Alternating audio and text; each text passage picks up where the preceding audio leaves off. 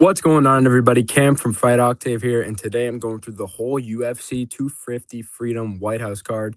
We're going to go through every single fight, every win, every loss, see what went right, what went wrong, and let's get straight into it. Let's analyze all these fights. So, first of all, we're going to pull up the share screen here. Here we go. All right, so first fight we had of the night was a good one, actually. It was Diego Lopez versus Steve Garcia. This fight kind of went the way I expected it to go. Diego's sometimes rocky when it gets to these situations. We saw in the first round he was kind of having a tough time landing shots. He was getting hit a lot, which was kind of unexpected for Diego. Sorry, not unexpected, pretty expected. He usually gets hit in his fights. Takes a lot of shots usually, but he usually pulls through, and that's what he did exactly in this fight with a round 2 TKO. Look at these total strikes here. You can clearly see how well Steve Garcia was doing in the first round of this fight. Lot more strikes, a lot more significant strikes. He definitely won the first round. The judges had him scored on in the first round. He definitely had better stats on paper, and that's just usually how Diego fights go. I feel like same thing in the Volk fight. He had the same issues. He was getting hit, and ultimately it led to a loss. But Diego does have some rocky moments, and we definitely saw those come out in this fight. But he actually did pull through, and he got the TKO, which was awesome. I was rooting for him the whole time. Very awesome win for Diego. Very happy for that. Steve Garcia is just not. I mean, he did really well, better than I thought he would do, but he's not at that level yet. But I feel like he could be with a little bit more improvement. But yeah, Steve Garcia, don't count him out yet. He's got a good future. This fight is totally different. Kyle Dawkins versus Bo Nickel. Kyle Dawkins didn't really impress me at all this fight. I thought he would do a little better than he already did, considering he was on that little win streak right there. Ultimately, he took a loss here. Bo Nickel did really well. Bo Nickel showed he's a true mixed martial artist. He's not just a wrestler. He has the striking. He has the wrestling. We kind of saw that in his last fight with that head kick KO. 9-1 for Bo Nickel. His only loss being Rainier Day Ritter with that knee to the stomach. Great showing for Bo Nickel. Exactly what we needed. This really put him back on that map a little bit. He needed this win.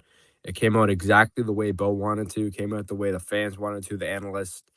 Bo showed he's the real deal here. You can see out these stats.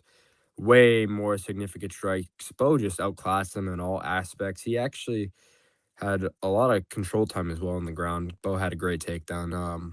It was kind of a fluke takedown if you watched the fight. He kind of threw a punch and kind of just threw him to the ground. I don't think he really planned it that much, but yeah, great win for Bo. And Kyle Dawkins is not at that level yet. Here's something totally different though.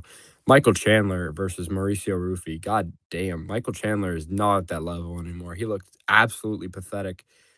I am a Michael Chandler fan. I met him. He's a good guy, very nice guy, but he did not look very intelligent in this fight. Totally out of it. This training camp, though, I was actually watching Alexi Perngrade talk about it on TikTok. If you guys seen him, he's like a mixed martial artist and PFL, very good upcoming fighter. But he was helping Chandler train for this fight, and he was learning more. He wanted to ask more questions. He was more prepared, trying to get prepared for this style of fight versus Mauricio Rufy, which I thought he would be more prepared for, considering he's been preparing for a Conor-esque type of fighter, which I feel like Mauricio Rufy is in a sense. Very Conor McGregor-esque style fighter. So I thought he would show out a little bit more, but clearly he did not. It looked like he was almost scared after he got hit by Mauricio Rufy at first. Started to run around in circles. Mauricio Rufy did what I kind of expected him to do. Mauricio Rufy's a good fighter, good striker. Really set Chandler down. He didn't really do much at all. Look at these stats. Chandler did not look prepared at all. It was kind of surprising. I thought he would do a lot better, but that was Mauricio Rufy. This fight had no business being on the card. Like, holy shit, look at these total strikes for Joshua Hokett here. Josh Hokett is a good fighter, guys. No matter if you like him or not, what he says, what he doesn't say, he's a good fighter. All around a good fighter, good striker. Coming from football, very good fighter. And Derek Lewis is Derek Lewis. He's a known quitter at some points, and that's what he seemed to do at this fight. The one moment which was very surprising to me is when Josh Hokett had him in an armbar, actually, and was pulling down on it, but not in a sense where he could actually submit him. He was kind of doing it jokingly, which he actually admitted on the Ariel Helwani podcast that it wasn't really a real armbar, and he didn't want to finish Derek Lewis like that. He wanted to finish the KO master with the KO. So I thought that was kind of clever. And yeah, so Josh Hokett, Good all-around performance, joking around in there still. He's a legit fighter, guys. This one was awesome. Sean O'Malley versus Amin Zahabi. O'Malley set him down. O'Malley, let's go. That's what I wanted him to do. That's what I wanted Sean O'Malley to do. He's a great fighter, guys. Sean O'Malley is a great fighter. Had some setbacks with Marab. You know, he's a good fighter, though, guys. He really showed out in this fight. His striking is elite, elite power, elite striking. Amin Zahabi was almost scared of him. Amin Zahabi looked like he had no business being in that octagon with Sean O'Malley. Sean O'Malley made him look pretty weak in there, and he did a great job with the striking. The leg kicks were working for Zahabi a little bit in that fight, but eventually it kind of set off, and O'Malley did get that knockout. He was running from O'Malley a lot, too, though. You could see here clearly with the leg kicks I was just talking about. 2 for 2 on leg kicks for O'Malley. 26 leg kicks connected for Amin Zahabi. He did really good for the leg kicks. Other than that, he looks very scared. He was a scared man in there. This one was very sad. This is not the result I wanted. El Expo Tom Pereira versus Cyril Gane, Mr. Eye Poker himself, and now back of the head poker, back of the head striker. Look at this. Gane outclassed him. I thought Pereira was going to win. After about a minute or two in the fight, I was like, yeah, I think Cyril's going to win. I mean, look at. All right, so you see, I'm going to analyze this real quick for you guys. You could see Pereira doesn't seem to be ready for the amount of power Cyril Gane had. I think he was kind of surprised he didn't think heavyweights would hit so hard, but they do. Gane sets him down with a jab. Clearly, I mean, that hurt Pereira bad. He's hurt. This strike, I can't really tell if Herb Dean's there. It seems legal. That seems illegal. That is legal. That is a completely legal strike. So is that. That's totally legal. But this is the problem with Cyril Gane. He's got him on the ground. He's got him in a very crucial moment. Pereira's still alive. He's holding on to that leg. He's awake. But that is what I feel like really defeated Pereira. That's just kind of sad.